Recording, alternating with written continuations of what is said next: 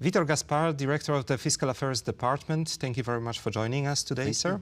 The Fiscal Monitor, which you've just released, looks at the issue of private and public debt. Why now? At $152 trillion, global debt is at record highs. It constitutes one of the most important headwinds against growth in the global economy.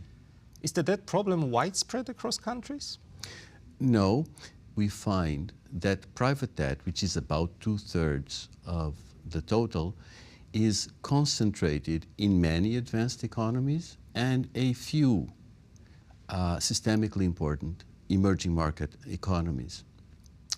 Debt levels are usually low in low-income countries, and the increases in debt reflect new technologies like microfinance and mobile banking that reflect, in turn, the spread of financial inclusion. Why should we worry about China's corporate debt levels and what can be done about it?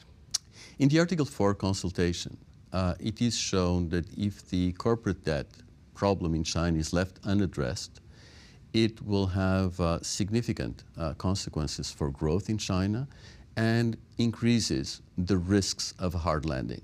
A proactive policy response, in turn, could have costs in the short run, but would pay handsomely in the medium term by supporting growth and lowering the risks to financial stability.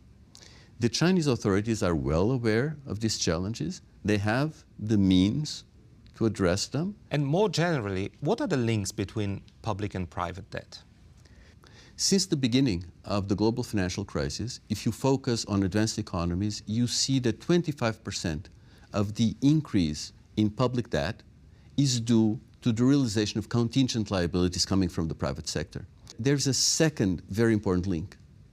As the Fiscal Monitor stresses, when there's a buildup of private debt, the likelihood of a financial crisis is higher, and financial recessions are more costly and prolonged than normal recessions. But the situation is made much worse when the initial fiscal position is weak.